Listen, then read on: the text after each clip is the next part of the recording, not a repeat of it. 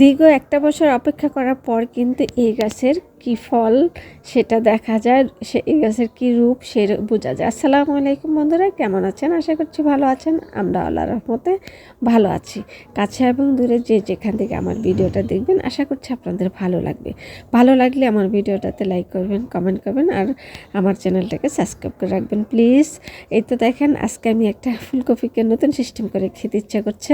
জানি না আপনারা এটা খেয়েছেন কি না, কিন্তু আমার খেতে ইচ্ছা করছে, সেটাই আমি রান্না করছি আর আপনাদের সাথেই রাখলাম আর কি। ফুলকপিটাকে কেটে ভালো করে ধুয়ে একটু ভাপ দিয়ে নিচ্ছি। এতে ফুলকপির কালারটা কিন্তু সুন্দর থাকে। আবার ফুলকপির ভিতরে যদি পোকা টোকা থাকে, এটা কিন্তু মরে বের হয়ে আসে। ফুলকপির কিন্তু আলাদা একটা নিজস্ব ফ্লেভার আছে, সেটা কিন্তু তীব্র অনেকেই পছন্দ আবার করে না। তো ভাপ দিয়ে নিলে হালকা হয়ে যায় সেই ফ্লেভারটা, তো তখন খেতে বেশ ভালোই লাগে। তো একটু সেই জন্যই ভাপ দিয়ে নিয়েছি। এখন মূল রান্নায় চলে আসলাম।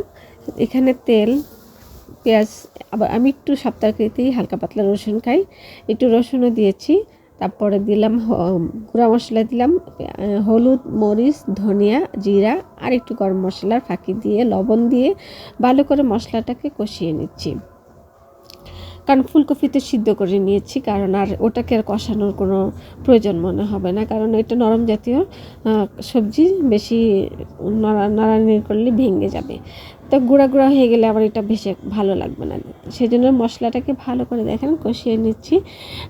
এই তো দিয়ে দিলাম, কষানো হয়ে গেলে দিয়ে দিলাম। এখন একটু হালকা আলতো হাতে একটু মশলাটা কপিটার সাথে মিশাবো, না হলেও কিন্তু চলে। তারপরে মিশিয়ে নিচ্ছি। মিশানোর পরে আমি কিন্তু এদিকে এটার সাথে কোনো পানি অ্যাড করব না, কারণ আমি আজকে ফুলকপিটাকে ডাল দিয়ে খাবো, মসুরির ডাল দিয়ে। ডালটাকে আমি আগেই সিদ্ধ দিয়ে সুন্দর করে ঘুঁটা দিয়ে রেখেছি। এখানে যখন এই যে মশলাগুলো লাগানো হয়ে যাবে সবজিটার গায়ে, তখন আমি এখানে পানি দিব না, পানির পরিবর্তে আমি ডালটা দিয়ে দিব। তো ডাল দিয়ে আজকে আমি এই প্রথম সবজিটা খেলাম, আমার কাছে বেশ ভালো লাগলো, আমার বাচ্চারাও পছন্দ করেছে। আমি আবার এখানে কয়েকটা ডালের বড়িও দিয়ে দিয়েছি, কারণ আমার কাছে যেহেতু ডালের বড়ি আছে আমার পছন্দ, সেজন্য বেশি না, আমার জন্য 4-5টা ডালের বড়ি দিয়ে দিচ্ছি। এই তো এইভাবে আজকে রেসিপিটা তৈরি করে নিয়েছি। আমরা কিন্তু এটা দিয়ে আজকে খেয়েছি, বেশ ভালো লেগেছে আমার কাছে, আমার বাচ্চারা পছন্দ করেছে। আপনারা চাইলেও কিন্তু ট্রাই করে দেখতে পারেন যারা খাননি, ভালোই লাগে। কিন্তু উপরে ধনিয়া পাতা ছিটিয়ে দিলে আরও বেশি ভালো, কিন্তু যেহেতু আমার নাই সেই জন্য আমি দিতে পারিনি।